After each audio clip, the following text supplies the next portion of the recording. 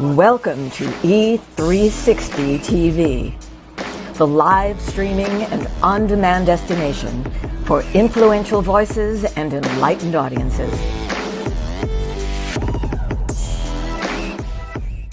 We offer trending, grassroots, and purpose-driven content across a diverse range of interests. E360 TV is more than just watching programs. We offer the ability to interact with live shows connecting audiences to real, authentic influencers and storytellers while streaming to millions of devices.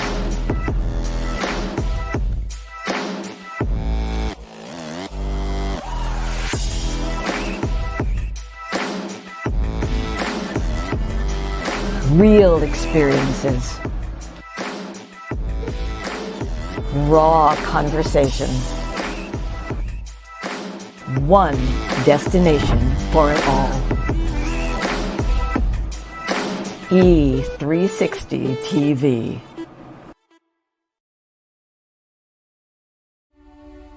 On July 4th, 1962, I found myself in the lost and found of mankind. Just because something finds its way to the lost and found doesn't mean that it wants to be there. Just because something finds its way to the lost and found doesn't mean that the person who lost it doesn't care for that lost item. You are writing moments that people will learn from, grow from, and heal through for thousands of years. Together, we are co-authoring a unique moment in time. That DNA, those fingerprints, they're going to be gone. Ashes to ashes, dust to dust. But it is your story that they will tell for thousands of years. But only if you leave it. Things that do not serve you must go. The longer you wait, the more time you give them to trick you into serving them. 22 homes in foster care, everything I wore as a scar, as a shame, things that started like Velcro on my spirit. After just a few months, then years, then decades, I had believed myself into believing that they were indelible tattoos. Sometimes we have to be broken down to appreciate the view once we start getting up. I want you to leave this place and know that you have been changed. Why? How do I know it's true? Because each of you has just changed.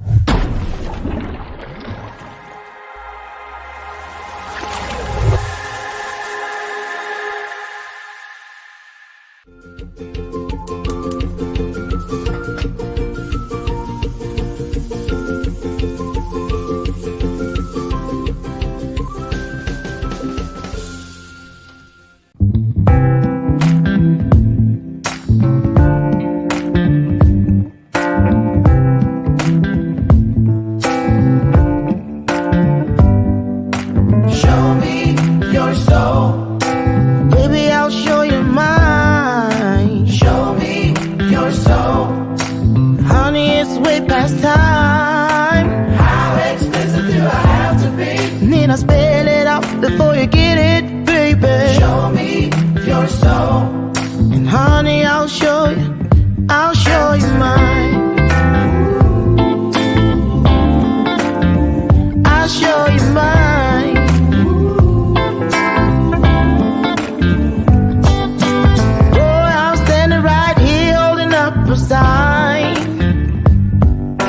shamelessly displaying my state of mind. But you walk right past me, pretending like you don't see what's yours for the taking tonight. Good morning, good morning, good morning, good morning. Hey, everybody, welcome. Here we are. It's Monday, y'all. I know, for real. Okay, I was faking. I did not have that energy, for real. I'm kidding. I do. It's Monday. We are getting our week started off, and we're getting it started off together. You might say, oh, well, what's so big about that? I'll tell you what it is.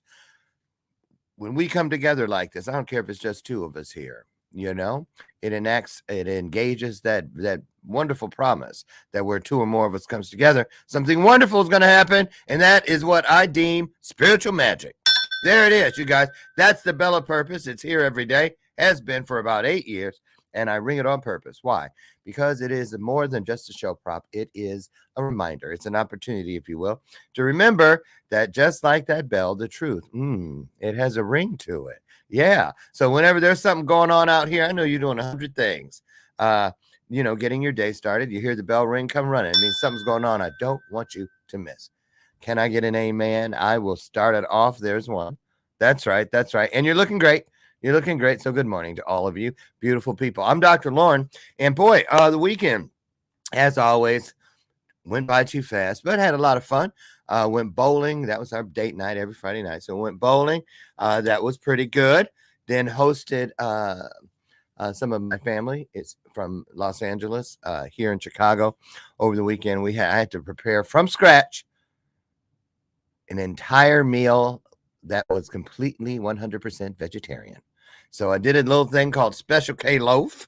If any of you ever heard of that, we were raised Seventh-day Adventist, so that was a common thing there. So I had that, and I did au gratin potatoes, which were great. And note to self, purchase a mandolin because all of that fine. Ooh. Plus I was afraid I was going, 62. Look over there. Is that my finger over there? Right. Not gonna happen, right? Mandolin on the way. Already ordered it. So that was it. And then did a little work yesterday, relaxed.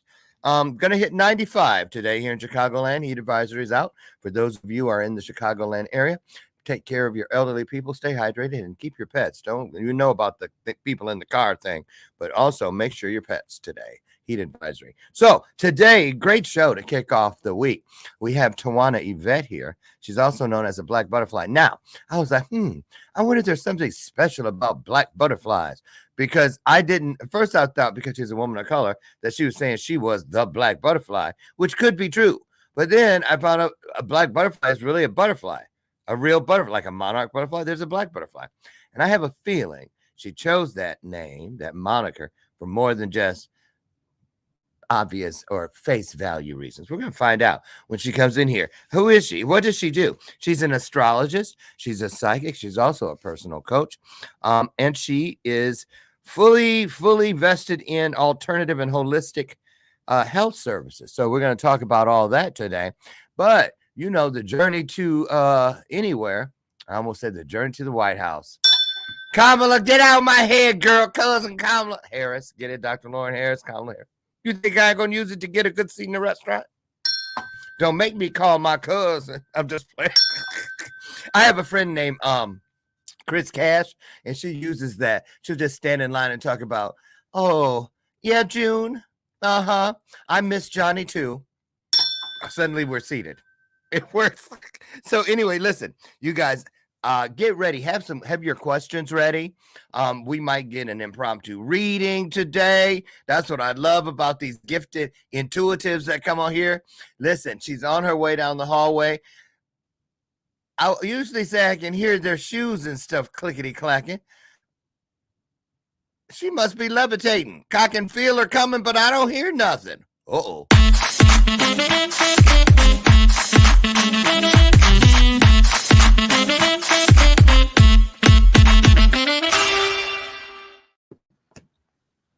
Did you float down the hall? I sure did, Dr. I know Lauren. you did. I know you did. I'm being silly. It's Monday. And I woke up at 2 o'clock and couldn't go back to sleep. So I've been up since 2 instead of my usual 4. I know I'm gonna be loopy all day. I'm not kidding. I'm not kidding. When I was like this as a kid with my ADHD, my mom's excuse to everybody was, he needs a nap, which is true right now. How are you, Tawana Yvette, Black Butterfly Goddess? I am wonderful. I'm so excited to be here. You just do not know. I was telling my TikTok following last night about this, how excited I am. So yes, I am so excited to be here. So are we to be here with you so much. I want to get right to it. But first, because I got a whole bunch of questions, we're going to start at right around 15. I want to talk about that. This is where I want to dive into the pool of Tawana Yvette. But I like to give the guests about 60 seconds to just pour into all of us from wherever it is your heart has something to say this morning. Instead of just reading a bio, and then I'll come back in. So take about 60 seconds if you would. It doesn't have to be a full, so do whatever you need, but up to 60 seconds. And just, speak from the heart, and then I'll come back in and we'll get officially started. Sound okay? Absolutely. All right, all you, Tawana, take it away. I am Tawana Yvette, known as the Black Butterfly Goddess. My journey of resilience is how I would like to put it, is how I got here today. I am a proud mother of 3, a grandmother of 2. Yes, I'm a grandmother, although I don't look like it. But I want to let all of you know that you matter. And don't let anyone ever take your voice away. I wear blue for a reason today, and that is so your throat chakra and your third eye remain open. Don't let anyone ever take your voice away. Your voice matters. That sounded like you. So I'll take the bait. That sounds like a pretty personal subject. Yes, it is. The taking of your voice, something you experienced? Yes, very much so. So what does that look like, Tawana? Someone taking your voice? It looks like, for me, it was my father took my voice. And that was at 15 by implanting his seed into me. And the end result was a positive pregnancy test. So my voice was taken then. I got to come up close. You said, did y'all hear what I heard? Wait, you got pregnant by your father? Biological father? Biological father, yes. Wow. Now, first of all, I know a lot of people go, I already know, especially our European friends are going, what? You don't hear about that. Black folks don't do that. Yes, they do. They just don't talk about it. Exactly. Culturally, it's like covered up. There's a lot of, what happens in this house stays in this house. Stays in this house. All of that. Okay. Yes. So take us back. You were 15 when the pregnancy occurred. How old were you when the abuse began? Do you remember? I had a hypnotherapist tell me that he actually started while I was in diapers. But then there was a breakup between he and my mother when I was like 3 or 4. And I grew up with another man that I knew as daddy. And with him, with the man that I still call daddy, daddy was safe. I was a daddy's girl. He never told me no. I was always right. He did anything for me. But then my father decided to interrupt my happy life at 9 years old. And I remember meeting him at my grandmother's house. And the minute he walked through the door, I kind of hid behind my grandmother. Something was wrong. I of course I'm 9 years old and I can't pick up on it, but something was wrong. I was not comfortable with this man. I gave his girlfriend a hug and everything, but him, I didn't want to be near him. My mother had some troubles. We moved to Seattle when I was 10, and then she got to nursing school, so she had to send me back to New York. And she sent me back to my father.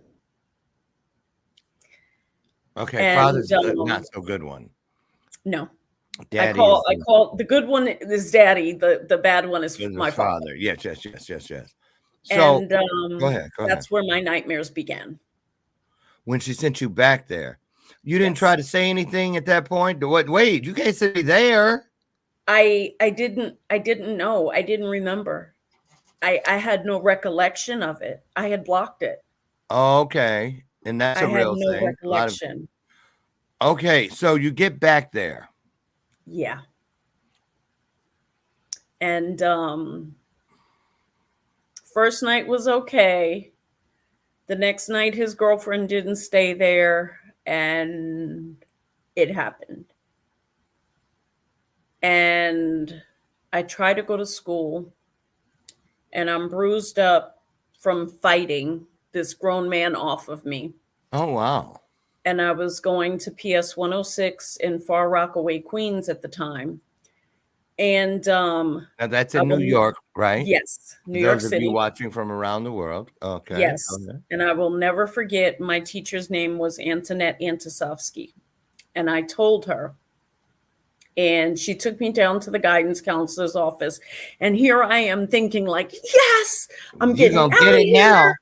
Exactly. Like somebody's gonna punch him in the face. And and the counselor and the teacher laughed at me.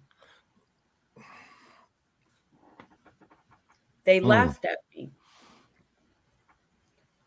Wow. And it was like deflating a balloon at that point. It was like, oh wow, I'm really in this situation now. No one's ever gonna believe me. So I held it in. And it continued on for 5 years more. My mother was a nurse, so she worked nights. And he told her in order to get custody of me back, she had to marry him. Oh, extortion. Yes. And he was a deacon in the church. And so that's how he hid. And she married him under that extortion pressure. She didn't want to. Right. And it was torture. She Was he worked older nights. than your mother?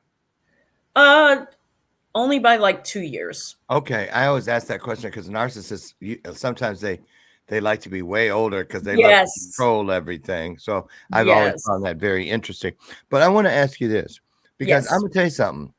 A lot of people, especially when it comes to us, people of color, excuse me, I definitely know you're telling the truth. I was in a foster home once where the dad was abusing us and the mother had already left, but the courts didn't know. They thought it was every time the caseworker come, he would say she was visiting her sister or something. She wasn't even there, right? Right. And we called the police about what he was doing.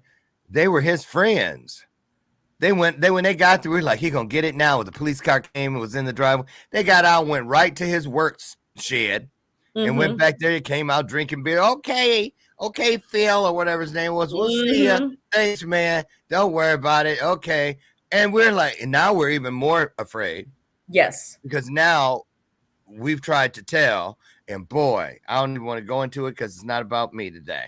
So, but okay. Let's talk about this piece.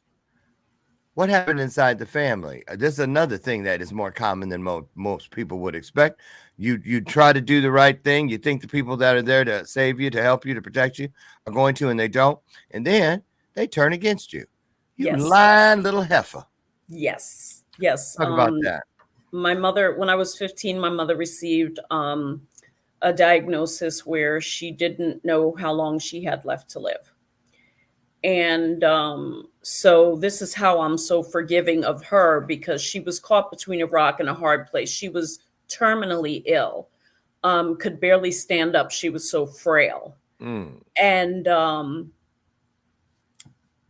I decided to tell her that I had terminated the pregnancy of my brother's sister, son, daughter the day before. That I had skipped school to do that. Oh, I see. Okay. Brother, yes. son. Yes.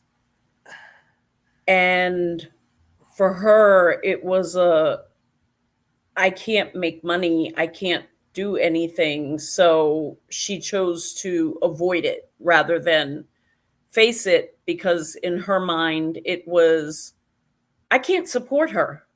Like, and I'm thinking, I'll get a job. I'll do whatever we need to do, you know.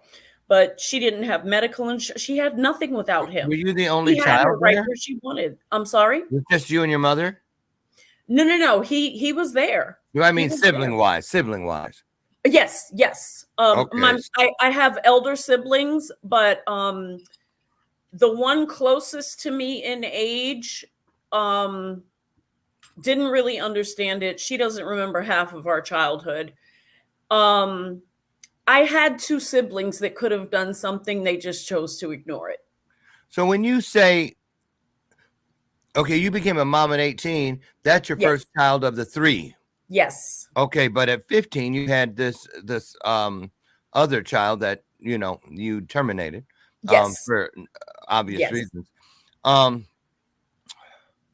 so by the time you're 18 and this first child comes into the world for you, with you, who's out there with you? Is it the two of you against the world, or did you have a what you thought was going to be a great relationship? What did the landscape look like for you at that point? I guess I'm asking at 18.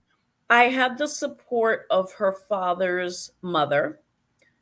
Um, I had the support of my sisters from my father's first marriage. Not really support again from my mother's children. I've never really received true support from the other three children that my mother bore. Never. Even till this day. Because of different Um, fathers?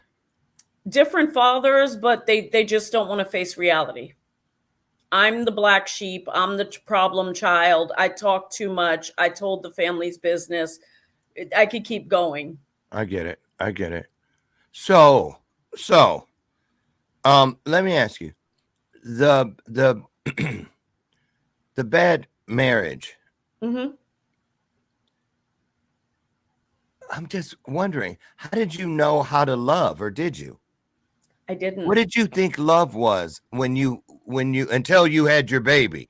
Because a lot of people say, a lot of women say, I had no idea until I held my first child, looked at my first child, then I knew a little bit about at least what something loving me feels like. What was that experience like for you? Did that open your eyes when you saw that baby to the Um, fact that, oh, this is different? it was funny because I remember looking down at her and she was looking at me like, it's on you. That's the way she What? was Was she looking at like, me. don't look at She's me, like, I'm just born, I don't know what to do. exactly. And that's when I was like, oh crap. But I mean, I love my children, but it's correct. You can't love anyone else until you love yourself. And I thought love was a feeling. Love is an action. I have just recently learned in the last 2.5 years that love is an action. It has nothing to do with a feeling.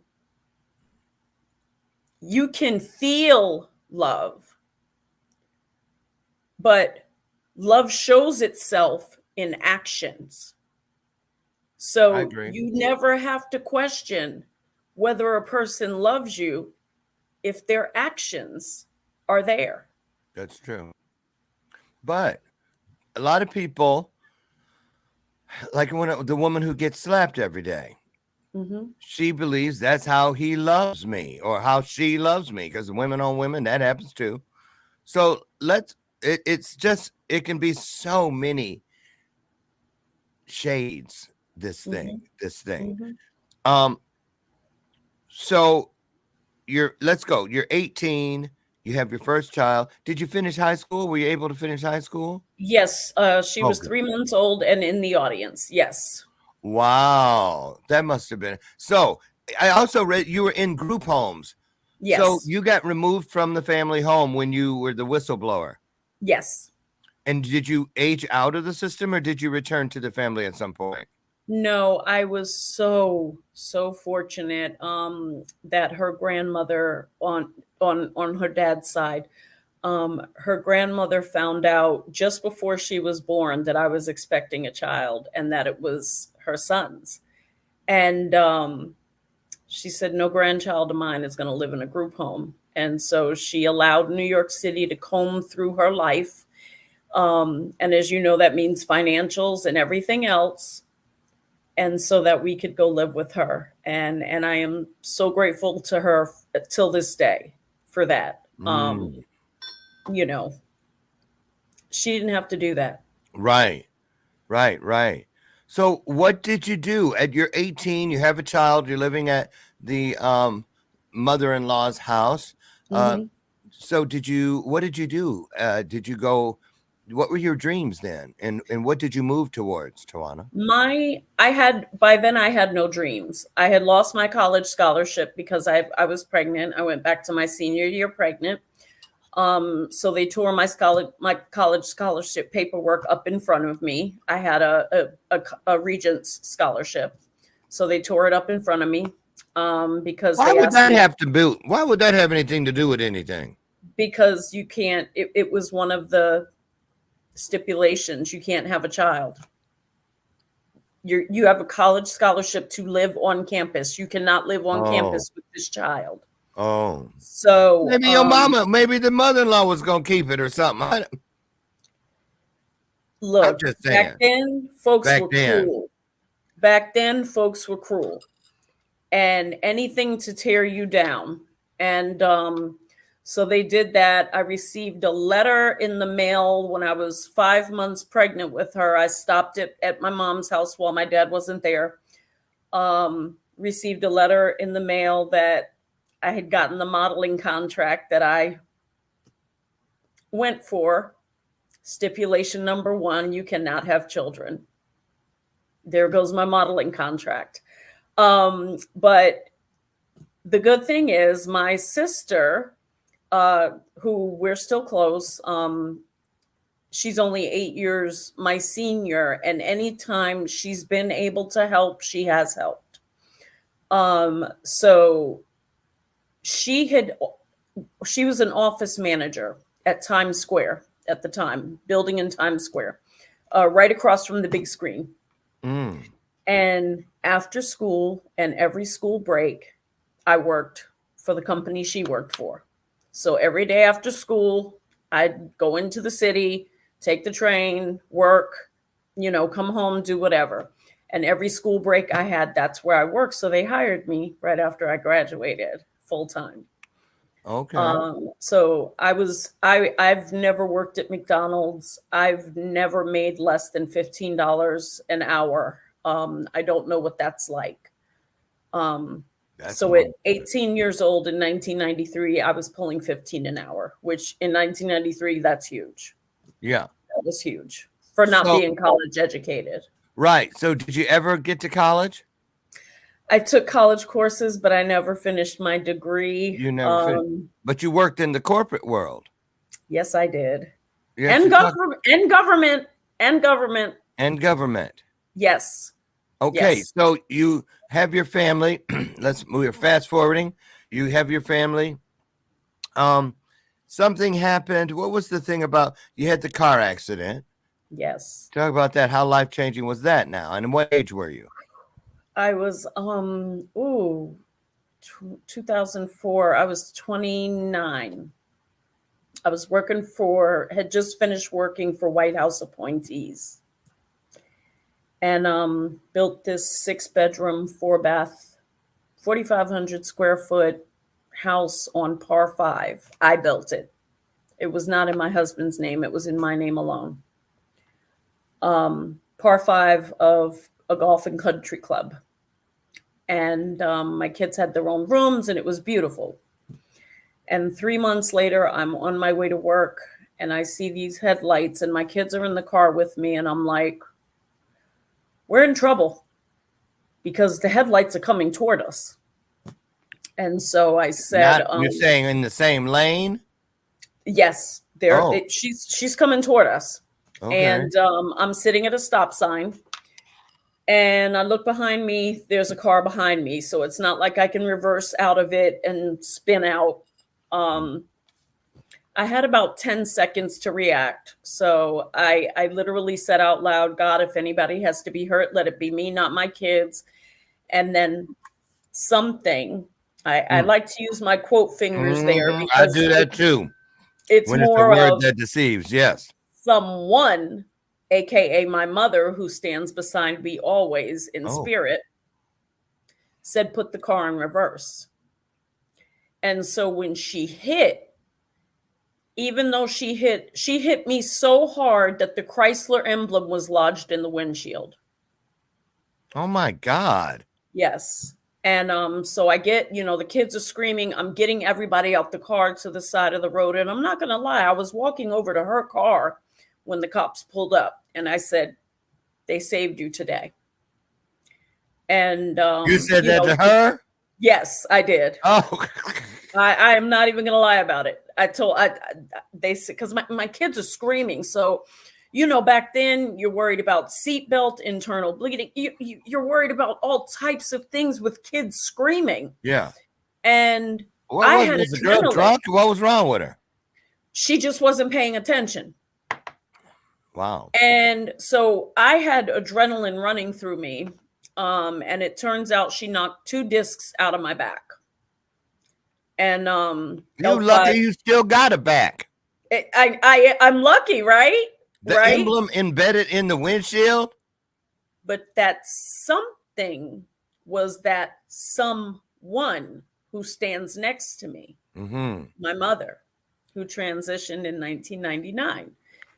She's been on my right side ever since. And it was her that whispered to me, put the car in reverse. Because when I went to the impound lot, so that, I could go meet the adjuster and everything, he said, was the car knocked in reversed? I said, no, I put the car in reverse. He said, young lady, I don't know who would have thought to do that. Right. He said, but the engine would have been in you and your daughter's laps had you not done that. And I was like, wow, I didn't even realize it was my mom at that time. I just remember hearing, put the car in reverse. And so disability, fully disabled, considered fully disabled. I still have surgery. I just had surgery July 3rd. I have to have another one coming up in September, October to remove another device that was implanted. Because the way they did my first surgery, I literally have titanium sitting on my sciatic nerve. So, quite painful. Yeah. But the kids are okay. All the kids are okay. All the kids are great. Oh, the good. Kids, good. My God, my girls, I'm so proud of them. I am so proud of them. They are wonderful women. Wonderful. I have 2 beautiful grandbabies. They are wonderful women. And they are all okay. So that prayer was answered. That prayer was answered. Their Nana wasn't having it. So that day, now we're moving into the woo-woo world. So that day you hear your mom's voice, or the voice that you later understood was her. Yes. Were you into all of your divine gifts at that point? Had they been popping in and out as little come and go things that a lot of people dismiss them? Yes. That sort of thing. And then all of a sudden something happens that beckons you to open your heart and your mind and your spirit a little wider to the possible authentic piece that these things are real. How did it work for you? How did you transition, if you will, or pivot? Popped in and out. And because I married 2 churchmen, people would say I had the gift of prophecy or I was a seer. And it was okay when I was a seer and I had the gift of prophecy. Yeah. Oh, that's the Lord's finger on that baby. But then as soon as you step outside of the collar of organized religion, now let me guess. Oh, she practicing witchcraft.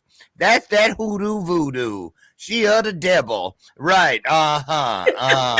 Okay. I get it on TikTok every night. And I literally, I will stop the music, I will stop the readings, and I will ask them, now you have the floor. What do you want to say?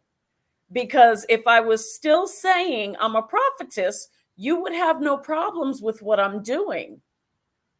But because I call myself an intuitive healer, psychic, and spiritual guide. As soon as you have say issues. psychic, Yes. organized religion is like, wow, Lord Jesus, you know, right? So, okay. Now, well, if I get in the timeline right, most of the family was already to the left anyway. Oh yes. Oh yes. Okay. So let's talk about, so where do you find your greatest resistance today?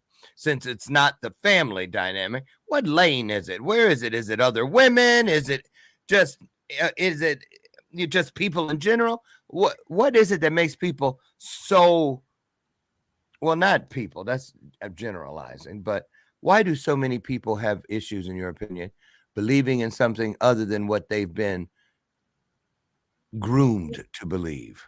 Because that's just it. They're groomed. They're sheep. They don't believe in anything outside of what society tells them to believe. And I was a sheep until I read the books that they took out of the Bible. Oh, And that's when I fully stepped into my power. That's when I fully accepted my gifts. My mother knew I was psychic from the time I was 2 years old. I knew I had psychic gifts.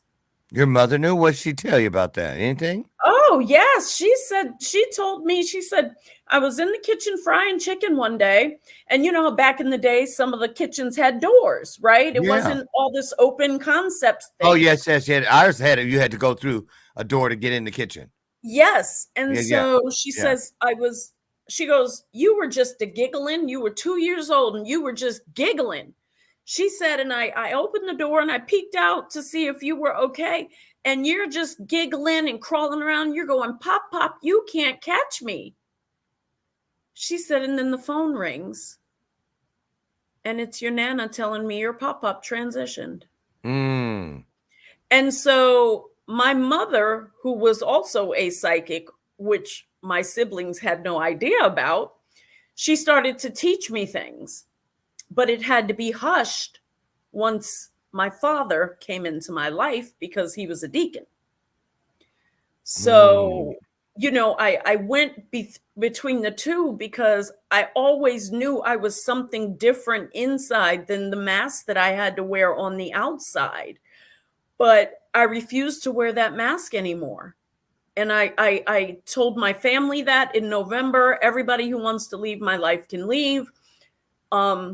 This is who I am. And this is who Mom was. And this is what her lineage was. And I'm going to stand boldly and proudly in this. How do your daughters feel about this? It's funny you asked that. My daughters and I were in separation until recently. So what do you And mean? I get emotional because one of my oldest child popped in my live one night. My oldest daughter. She popped into my TikTok live. And she comes in regularly now. And she asked me to help her connect to her Nana. Do you think either of your daughters possess the gift as well? Have you guys talked about that? It seems to run in a lot of families in the maternal line. All three of them do. They just don't. Well, the middle one knows from an experience at 8, but she shut it off. Why the tears? Let's address them. They're here for a reason. And I'm going to tell you, I believe that we never apologize or shrink because of tears, because tears are literal proof. Whether you're laughing through them or crying through them, they're literal proof that you still got something in your world that matters to you. You know, if tears were words, man, there wouldn't be enough libraries in the universe to hold all the stories they would have written by now. So celebrate those tears no matter what. So talk about that. Why Why does that feel like it does, you think? That Robert says tears of joy. But what did they represent to you? They're more than just little droplets of water, I have a feeling. We were in separation, and she stayed in my life. I had to trip. I was like, wait a minute, because you're on TikTok and all you see is these little tiny heads, with the comments. And I'm Yeah. like, and Is that, I I know said, that ain't right. exactly. I'm like, is that my mom? And she types, yes, LOL. So today they're both back? That my daughter that has my grandkids is part allowing me to get to know her again, and she's getting to know me again. And the grandkids? Yes. Oh, that's awesome. Yes. Yay. She even let my grandbabies call me on FaceTime and let me sing our group song with my grandbabies facing the audience so that my audience could see my grandkids. So let's go to the place about finding the resilience that you spoke of at the top of the hour. It's like a rope that you hold on to when you can see nothing, kind of Yes. pulling along just so that if you should trip, you've got your hands on something that you can pull yourself back up with. How does it feel to you now that things are starting to turn? They're starting to pivot. How important is it that you hold on to what you know to be true, no matter what? See, a lot of us aren't willing.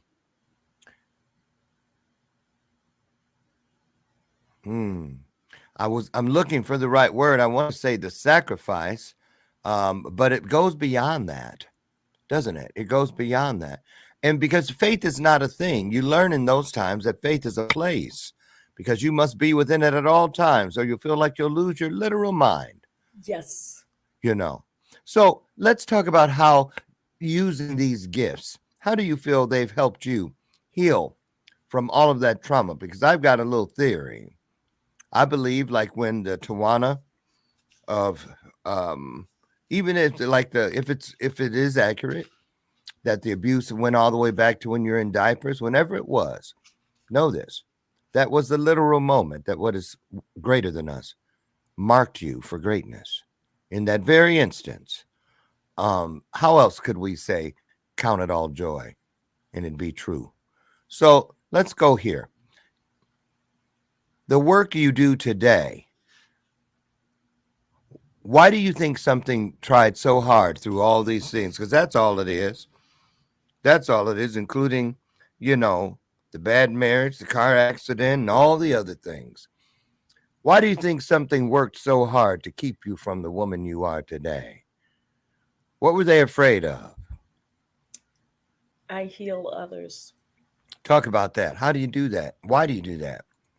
One of the ways I do it is by being a bridge between the material and the spiritual realms where people get answers. I have channeled, I can't tell you how many people's loved one have used my body where my accent changes, my facial expressions change. My clients, I just got off of a Zoom with one of my clients this morning, and she said, I didn't want to live anymore, and you gave me hope. I have emails from two gentlemen who had the pills in their hands, and they were ready to leave. And they said, because I saw you, I'm going to stay and fight. You can't beat that. Absolutely you not. Beat that. And so I know my power is great. Mm-hmm. I know that the power that lives in me and in every ancestor in this room right now is too great to stop. I know my shine is too bright to dull. Mm-hmm. I keep going. It can be a very lonely existence, can't it? Only from the outside. From the outside. Only Exactly from the right. outside. Exactly. Because I'm never lonely. Right. I've been single and celibate for almost 3 years, and I love it. Mm. My ancestors are here with me. I'm not lonely. I don't feel alone Do you because feel? Go ahead. Finish. I'm sorry. the people who love me, they love me because I showed all my scars. Everything that I've been taught my entire life that should have been shameful, that you should hide, even down to scars on my body from surgery. They love me because I am me, because I exist, not because I do anything for them. People who love me now love me because I exist. I feel you. Sis is on here. Yes, and Oh, she has something to say. we're Okay, thank you for scooping her back up. Thank you, Nina. that's one of my heart, one of my spirit sisters. Nice. So what does she mean about where's my tea? So I have when I did all my research and my mother was introducing my ancestors to me, she gets to this name Jerusha, and I'm like, excuse me, I'm not trying to be disrespectful, Mom, but what the hell is a Jerusha? I have never heard that name like in that my name. life. And she goes, you have the Google. Look for it. You have the Google. Yeah, you have the Google. Okay, you have the Google. Go on to use Yes, it. exactly. All right. And so there's only one photo in my mother's ancestral lineage, and it's a headstone from the 1800s, Jerusha Reeve. And she is my fourth great grandmother back. Okay. And so my mother first would tell me their names. Then she would introduce their energy so I could recognize them no matter where I was. And then she let me see them visually. So Gigi Jerusha, she's a spicy one. She's Irish. She's about 4'2" of nothing with red hair. And she sits at the dining room table at all times. And every morning when I walk out of my bedroom, she goes, where's my tea? Oh, you mean at your house? Yes, at my dining room table. And every morning when I walk out of where's my tea? And I'm like, Gigi, can I go to the bathroom, please? Because my ancestors want their tea and their coffee. So I serve them tea and coffee every day. And so that's what Nina's laughing at, because I'm always saying, yeah, you guys, if I don't get Gigi her tea, she goes, where's my tea? Yeah. I'm going to say something. Excuse me. I'm going to say something about this ancestor thing. Because a couple years from back, I would have went, I would have. I'm just saying. But I had that download out into my driveway. And I was standing there. And I'll tell you how it was. Here it is. I'll make it quick. I had lights put in on both sides of the driveway facing the big trees there. And the kid told me, now, Dr. Lauren, tonight at 7:00, they're going to come on. Everything's controlled by your phone. It's an app. I'm like, okay. So my stupid ass, for real, I go out there at 6:50 and I'm staring at the bank of lights. And sure enough, it said, they came on. I couldn't see nothing. I was like, oh, I'll just stand here, hold my phone, wait for the dots to leave. They didn't. But two people appeared. And I'm listening and watching, and they're standing face to face, holding hands, talking through their teeth. I can tell that those are shacks, and not because they didn't have round logs. They didn't have any kind of siding. They had all kind of willy-nilly pieces, and you could see flickering of light through there like a fireplace or a lantern or something. I knew instantly that these were slaves, not because of their nondescript clothing, which was just as nondescript as they could get, but there was a glistening glow of dust that I knew was their journey, their slave journey on their skin. Unmistakable. And anyway, the one was saying, why are you going to run again? They took half of your foot last time. You have no reason to run. You don't have any family. Da, da, da, da, da. They catch you, they're going to kill you this time. He goes, they're not going to catch me. How do you know? He said, because this time, number one, two things are different. I'm not running from something. I'm running towards something. And he goes, and the second reason they're not going to catch me is because I'm not even running for me this time. And she said, well, if you're not running for yourself, you don't have a wife, you don't have a girlfriend, you don't have any children, all your family's gone. Who could you be running for? And he said, I'm running for him. And he pointed, and we both looked. I looked too, down the finger. And down there, I promise you, when we followed his finger, I saw myself standing in my driveway holding this very phone. And I wanted to look over there. And something held me and said, do not look that direction. That is not for you to see. And I instantly thought of what they told Lot's wife and everybody else. Don't look. It ain't for you. Stay in your lane. And I just stood there and it came together. And then later they told me, they explained it. What we gave you then was to let you know you have inherited, you have been gifted the overflow of a number of your ancestors. When they started to panic, excuse me, because it was time to transition. And they thought, but it's too soon. I'm not finished. I haven't completed my mission. There's still work. And they calm down. It's okay. It's okay. For look yonder. And then they see all these lights coming. What are those?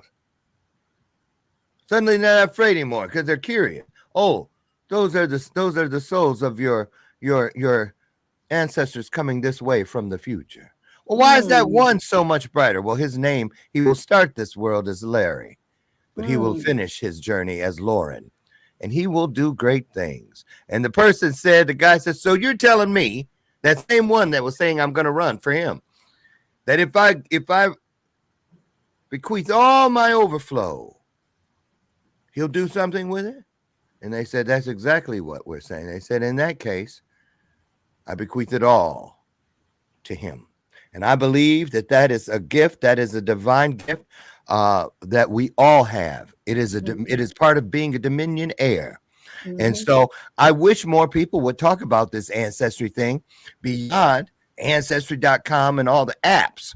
So let's talk about, what do you gain what would you say your greatest benefit is, Tawana, understanding and still learning more and more and more about this piece known as ancestry?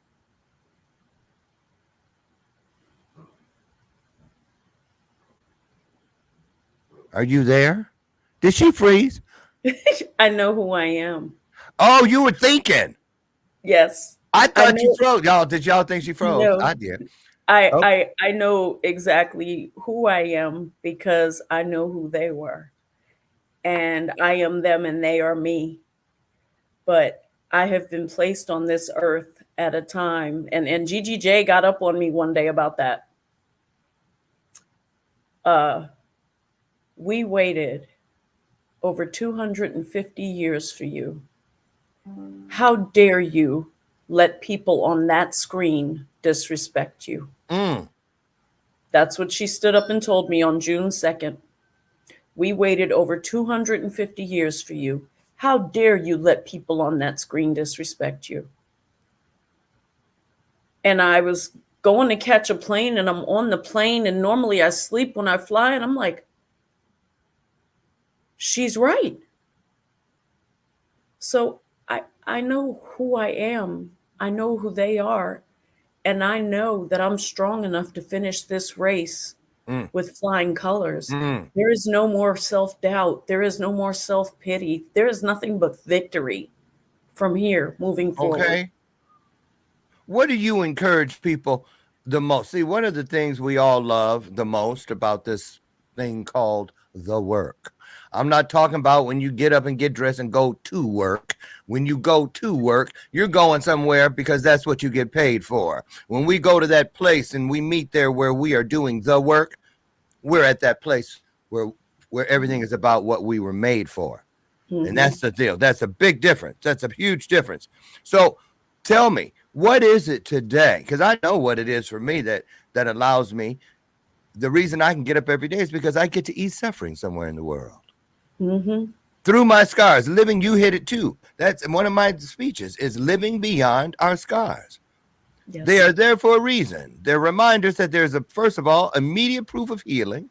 Yes. Then there's also a story attached to every single scar. So you remember that neighborhood that you traverse through along your journey, that mile marker, because it was there for everything in there was meant for you. Yes. It was. So what is your recommendation to people today that are looking for something better, that are looking for something that isn't just go through the motions, get up and go sit in a pew, and get, I tell people, when you start doing things just out of habit and you don't mean it, it is not meaningful because it's not full of meaning. So you're not letting your yays be yays and your nays be nays. You're not. A lot of people will hit the emoji, praying hands, when someone says, I'm going through something, and haven't uttered a syllable of a prayer. So take us out today. You guys, we're going to also, I'm just going to say, there's some roads to the Black Butterfly Goddess where you can continue the dialogue with her. We're going to let those scroll along the bottom. That's the website. Here is her Facebook, and we're going to drop both of those links and 2 others in your comment section immediately at the close of today's broadcast. So take us out. This is like your Jerry Springer moment. Let's say everybody, we could each take one thing and remember it for the rest of our lives from today's interview, but we would forget everything else. What would you hope that thing that we took with us would be? Your scars make you who you are. They built who you are. Your suffering isn't ugly. It's beautiful. It makes you different. It makes you unique. Love them. Stop hiding those parts of yourself away. They are the parts that need to be seen by the world. The world needs authenticity, not another sheep, not another follower. We as leaders have to stand up and be authentic. Start being truthful. And if someone wants a discovery call with you about the coaching or just any of the many things you offer, I'm assuming blackbutterflygoddess.com is the place to head? Yes, it is. Thank you. Okay, absolutely. Listen, you're going to be with us on Labor Day weekend. Yes, I am. The 90-minute trauma special we're doing. We're going to start promoting that next week. Next Monday, we start promoting that, you guys. So mark your calendars. It is actually going to be Saturday the 31st, coming up next Saturday. Yes. That's right, at 1 p.m., you guys, 1 p.m. Central, a 90-minute special from 6 experts who have triumphed over trauma. And we're going to hear all those stories and a whole bunch of stuff that's going to change your life. Listen, Tawana, Yvette, I want to thank you so much for all that you do on a daily basis to ease suffering in this world and to share your gifts with the world. I think it's absolutely brilliant. And I just can't get enough of you. Thank you, Dr. Lauren. This was such a pleasure. Such a pleasure. Thank you. It was. Thank you. And listen, I want to thank all of you. We couldn't do this without you, and we wouldn't want to. Seriously, I want you to get out there today and every day, but let's start with today. Find one E and one R. Bring it up close. Now everything you already are, you just took great to greater, bright to brighter, smart to smarter, nice to nicer, bold to bolder. That's all it takes. 2 little letters. Now go on now. Don't let my screen door slam on your way out. And I'll remind you later today and every day to meet me at 8 a.m. Central out on the front porch. And let's have another illuminated conversation. And last thing I want to say is Dr. Lauren loves you. And there's not a damn thing you can do about it. I'll see you tomorrow. Have a great day. Tawana, killed it. Thank you so much. Thank you. Bye, you guys. See you tomorrow. Bye-bye.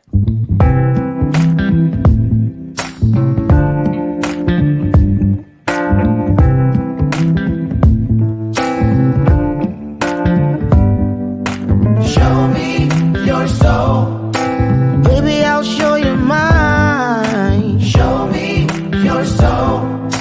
Honey, it's way past time. How expensive do I have to be? Need I spell it out before you get it, baby? Show me your soul.